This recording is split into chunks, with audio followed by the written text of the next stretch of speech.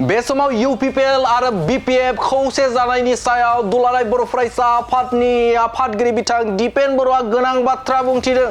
बे समाव बिथां दिपेन बर'आ गोनां बाथ्रा बुंथिदों जे बे आथिखालनि समाव BPF आरो UPPL खौसे जानायनि बेलायाव माबायदि थासारि जानानै दं। थामहिनबा सिगांनि सानाव बिथाङा सोर दैदेनगिरिखौ थांनानै लोगो हमहैदोंमोन आरो बिथांमोननि साननाय हनायफोरा माबायदि बेनि सायाव फोरमायथिदों एबसुनि आफादगिरि बिथां दिपेन बर'आ। नोंथांमोना मिथिगौ दे बावैसो सान सिगाङाव थामहिनबा 15 आगस्ट थामहिनबा भारत उदांस्रि सानाव एबसुनि आफादगिरि बिथां दिपेन बर'आ खावलायदोंमोन बर' हारिया बर'फोरनि स्वार्थनि थाखाय रायजो राजाफोरनि खौसेथि आरो जौगासारनायनि थाखाय बे समाव मोननै रिजनेल पार्टी थामहिनबा ओनसोलारि राजखान्थि हान्जाया खौसे जानांगौ होननानै बाथ्रा बुंथिदों बिथां दिपेन बर'आ। थामहिनबा गावनि अफिसियेल फेसबुक पेजनि गेजेरजों बिथाङा बुंथिदोंमोन खावलायदोंमोन आरो बे समावनो मोननैबो राजखान्थि हान्जाया बे खावलायनायखौ गनायथिनानै सावरायनाय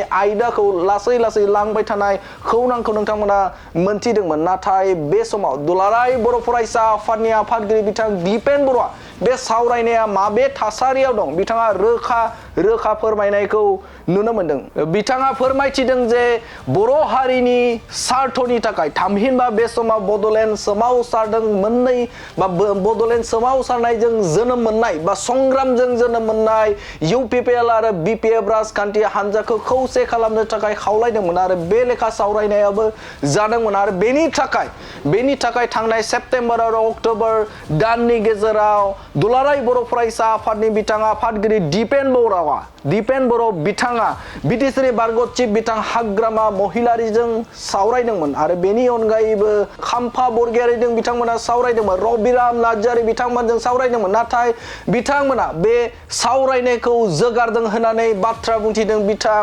दुलाराय बर' फरायसा आफादनि आफादगिरि बिथां दिपेन बर'आ नेवसिगारदों होननानै बाथ्रा बुंथिदों बिथां दिपेन बर' बिथाङा जे हाग्रामा महिलारिया थांनाय बाइ इलेक्सनाव जाखिनि बाथ्रा बुंबाय बेनि सायाव रोखा जादों दे बे समाव बिथांमोननि गेजेराव जे खौसेथि जानाय नङा बेखौ मोनदांथिदों। थामहिनबा हाग्रामा महिलारिया नेवसिगारनायखौ नुदों होननानै बाथ्रा बुंथिदों बिथां दिपेन बर'आ। बिथाङा बुंथिदों जे बे आयदाखौ लानानै खौसेथिनि बाथ्राखौ लानानै हाग्रामा महिलारिजों सावरायनाय जाबाय बिथां चन्दन ब्रह्म खाम्फा बरगयारि रबिराम नार्जारी बिटिसिनि आथिखालनि चिफ बिथां प्रमद बर' बिथांमोनजों सावरायनाय जाबाय। नाथाय मोननैबो राजखान्थि हान्जानि गेजेराव जे आथिखालाव बा बे समाव खौसेथिनि बाथ्रा दा जाथ'वाखै थामहिनबा बेफोरबायदि सावरायनाया आवगायाखै होननानै बाथ्रा बुंथिदों बिथां दिपेन बर'आ। नाथाय फैबाय थानाय समाव थामहिनबा 2025 मायथाइयाव जुदि गोहो जायोब्ला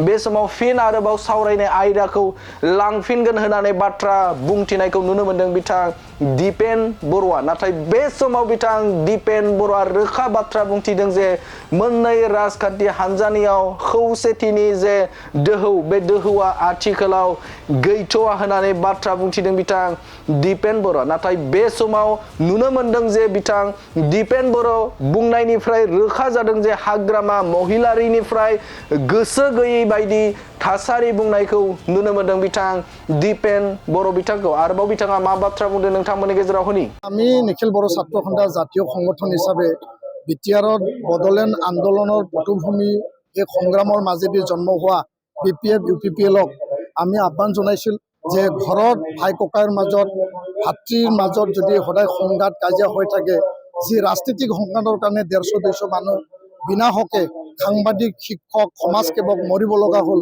সেই সংঘাতটো আৰু আমি বিচৰা নাই। তো আঞ্চলিক ৰাজনীতিক দল একত্ৰিত হৈ পেলাই আগবাঢ়ক সেইটো কাৰণে আহ্বান জনাইছিল। আৰু এতিয়া আমি দেখিবলৈ পাইছোঁ হাগ্ৰামা মহিলাৰী ডাঙৰীয়া সেই এটা যি প্ৰক্ৰিয়া তেওঁ এইটো নস্যাৎ কৰিছে। বাই ইলেকশ্যনত তেওঁ এই দলক সেই দলক মানে দুখ দি পেলাই সেই যি এটা প্ৰক্ৰিয়া মই স্বয়ং হাগ্ৰামা মহিলাৰী ডাঙৰীয়াক লগ ধৰিছিলোঁ যোৱা মানে ছেপ্টেম্বৰ অক্টোবৰ মাহত এবাৰৰ কাৰণে প্ৰমোদ বড়ো ডাঙৰীয়াৰ লগতো আলোচনা কৰিছিলোঁ।